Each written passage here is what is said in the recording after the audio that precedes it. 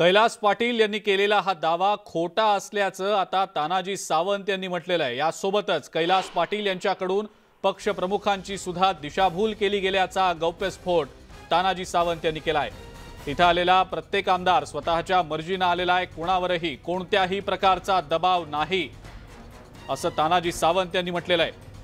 कैलास पाटील यांनी दिशाभूल केल्याचं तानाजी सावंत यांनी म्हटलेलं आहे।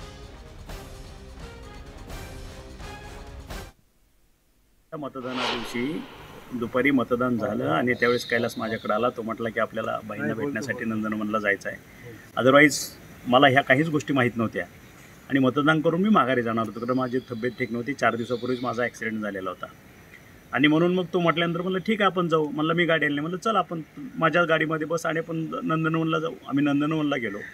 बाईंची त्या ठिकाणी पूर्ण चर्चा झाली आणि चर्चा झाल्यानंतर आम्ही बाहेर आलो आणि बाहेर आल्यानंतर तो म्हणला की चला आता माझ्याकडे गाडी नाही, आपल्याच गाडीतनं आपण निघू आणि सांगितलं की आपण त्या ज्या दिशेने आता चर्चा झालेली आहे तिकडे आपल्याला जायचं। मी म्हणलं चल, आम्ही गेलो आणि पुढं जात असताना त्याचे व्हॉट्सअप, त्याचे मोबाईल, SMS जे काय होतं ते चालू होतं, इतरांशी कॉन्टॅक्ट चालू होता। मी माझ्या आजारामध्ये व्यस्त होतो, त्याच्यामुळे मी कोणाशी बोलत नव्हतो किंवा मला कोणाचाही फोन येत नव्हता, मी कोणाला करत नव्हतो।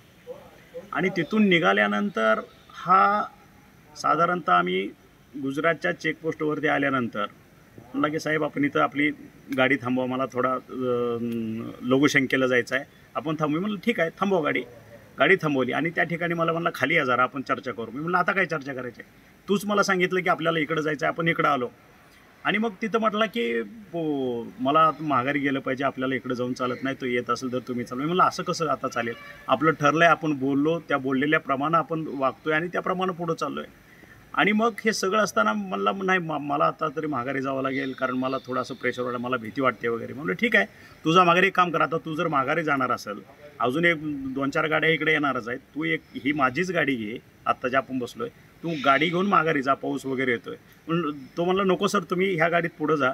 मग त्या ठिकाणी जो आज तो मीडियाची दिशाभूल करतो आहे, स्वतःवरती किती अन्याय झाला किंवा जो ग्रुप गेला त्यांनी कुठंतरी त्याला गन पॉईंटवरती नेला, त्याला प्रेशर केलं, त्याला टॉर्चर केलं, त्याला कोणीतरी धरलं, असलं काहीही झालेलं नाही, असलं काही झालेलं नाही। हा मीडियाची, संपूर्ण महाराष्ट्राच्या जनतेची आणि पक्षप्रमुखाची सुद्धा दिशाभूल करतोय। अशानं स्वतःचं महत्त्व वाढत नसतं, कारण इतके दिवस तुम्हाला तिथून येताना हे सांगत होता की सावंत साहेब तुमच्यामुळं मी निवडून आलेलो आहे, तुमच्यामुळं आज ह्या पदावर दिसतोय, तुमच्यामुळं मी हा शिवसेनेत आहे, तुमचा आधारस्तंभ पाहिजे, तुमचा आशीर्वाद मला पाहिजे, तुम्ही माझ्याबरोबर पाहिजे। जो गेल्या 2 वर्ष 2.5 वर्ष कंटिन्युअस मला सांगतो